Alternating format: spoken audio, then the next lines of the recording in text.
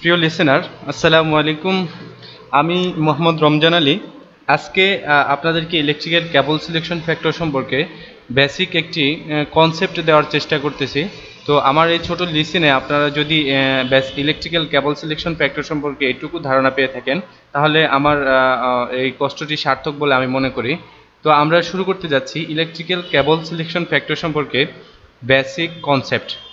That means আমরা যদি কেবল সম্পর্কে বলতে যাই, তাহলে আমাদেরকে ইঞ্জিনিয়াররা যারা, আমরা অবশ্যই মানতে হবে যে কেবল ইজ দ্য মোস্ট ইম্পর্ট্যান্ট। এটি ইঞ্জিনিয়ারিং সেক্টর, অর্থাৎ আপনার পাওয়ার সেকশনের জন্য মোস্ট ইম্পর্ট্যান্ট একটি পার্ট।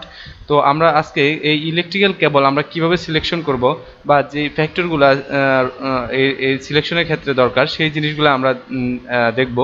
তো আমরা শুরু করতে যাচ্ছি। আমরা প্রথমেই দেখতে পাচ্ছি যে এরিয়া অফ ইনস্টলেশন।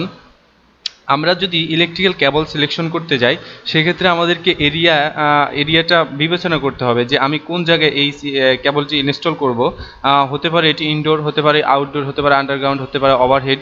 যেখানে আমি কেবলটি সিলেক্ট করব, অর্থাৎ এরিয়াটা আমার এই কেবল সিলেকশনের ক্ষেত্রে প্রথম ধাপ। দ্যাট মিন্স আপনাকে আগে এরিয়াটা বুঝে নিতে হবে, আর আপনি কোন জায়গায় ইনস্টল করতেছেন সেই সম্পর্কে আপনাকে মাথায় রাখতে হবে। এইটুকু বিবেচনা করে আপনাকে কেবলটি সিলেকশন করতে হবে। কেননা আপনার এই এরিয়ার উপরে ইলেকট্রিক্যাল কেবলের পারফরমেন্সটি ইফেক্ট করবে। অর্থাৎ আপনি যদি এটি জায়গা বুঝে, অর্থাৎ আপনি যদি এটি আন্ডারগ্রাউন্ডে লাগান, তাহলে এটি স্টেপ বাই স্টেপ এটি ইনসুলেশনের প্রবলেম হতে থাকবে। যার ফলে আপনাকে এই ক্ষেত্রে আপনাকে বিবেচনা করতে হবে যে এর ইনসুলেশন ভারী হতে হবে। সো আমরা নেক্সট দেখতে পাচ্ছি যে ভোল্টেজ রেটিং। আমরা যদি ইলেকট্রিক্যাল কেবল সিলেকশন করতে চাই, তাহলে এখানে একটি ফ্যাক্টর আমাদেরকে বিবেচনা করতে হবে, সেটি হচ্ছে ভোল্টেজ রেটিং। ভোল্টেজ রেটিং বলতে আমরা বুঝি যে আমি যে ইলেকট্রিক্যাল কেবলটি সিলেক্ট করব, সেই ইলেকট্রিক্যাল কেবলটি আমি কি কাজে ইউজ করতেছি, ওখানে কত ভোল্টেজ আমাকে দিতে হবে। সো আমরা যদি এটি যেমন আমি একটি উদাহরণ দিলে বলতে পারি যে আমরা হায়ার ভোল্টেজের জন্য হায়ার ইনসুলেশনের কেবল সিলেকশন করব, নচেত আমাদের ওই ইনসুলেশন যদি এর চেয়ে কম ইনসুলেশন, অর্থাৎ কম ক্যাপাসিটি ইনসুলেশন যদি আমরা কেবল ইউজ করে থাকি, তাহলে আমার যদি হায়ার ভোল্টেজ ওখান দিয়ে ওই তারের মধ্য দিয়ে যায়, তাহলে আমার ইনসুলেশনটি নষ্ট হয়ে যাবে। দ্যাট মিন্স এখানে শর্ট সার্কিট বা আদার্স অন্য কিছু অ্যাক্সিডেন্ট হতে পারে। নেক্সট আমরা দেখতে পাচ্ছি যে current carrying capacity. This is the most important. Why not? Current carrying capacity হচ্ছে, আমরা যদি দেখতে পাই যে একটা কেবল আমি একটি মেশিনে লাগাবো, সেক্ষেত্রে আমার এই কেবলের মধ্য দিয়ে কতটুকু কারেন্ট যাবে সেটি আমাকে বিবেচনা করতে হবে। এর জন্য আমরা যে মেশিনে এই কেবলটি লাগাবো, সাপোজ আপনি যদি একটি ফ্যানেই লাগান, একটি লাইটে লাগান, তাহলে আপনাকে এখানে লোড ক্যালকুলেশন করে দেন, অর্থাৎ আপনি যদি একটি বাড়িতে টোটাল পাওয়ারের জন্য একটি কেবল সিলেকশন করেন, সেক্ষেত্রে আপনাকে টোটাল পাওয়ারটা বিবেচনা করে লোড ক্যালকুলেশন করে দেন আপনাকে কেবলটা লাগাতে হবে, রাইট?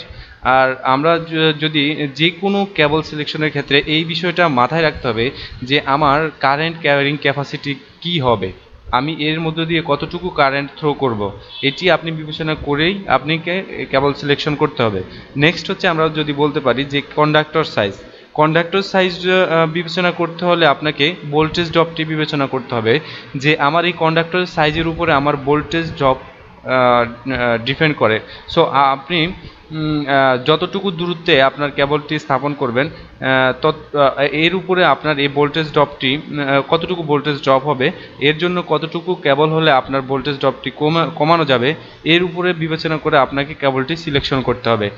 আমরা যদি লাস্ট দেখতে পাচ্ছি যে এক্সটার্নাল কন্ডিশন, এর মধ্যে থাকতে পারে আমরা আদার্স অন্য কিছু থাকতে পারে, যেটা হচ্ছে যে সাপোজ আপনি কেবলটি ওভারহেড লাইনে দিলেন, সেক্ষেত্রে এখানে সরাসরি সূর্যের তাপটি আপনার ওই কেবলে পড়বে। সো এই যে এক্সটার্নাল কন্ডিশন, এই কন্ডিশন বিবেচনা করে আপনাকে কেবলটা সিলেকশন করতে পারবেন। সো কেবল সিলেকশনের ক্ষেত্রে ডিটেলস আমি হয়তো আশা রাখি ইনশাল্লাহ একটি ডকুমেন্ট করব, যেটা নেক্সটে আপনারা অবশ্যই পাবেন আশা করি, যেটা আমরা আইইইইর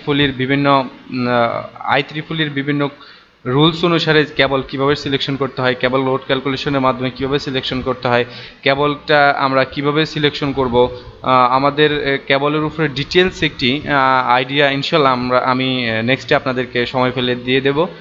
আশা করি আমার ভিডিওটি যদি কারো উপকার আসে, আমি এতেই ধন্য। আমার পক্ষ থেকে সবার জন্য রইল ইঞ্জিনিয়ারিং সেক্টরে ভালো কিছু করার মন মানসিকতা যাতে সবার মধ্যে সৃষ্টি হয়, এইটুকু দোয়া। আর আমার জন্য সবাই দোয়া করবেন। খোদা হাফেজ। আসসালামু আলাইকুম।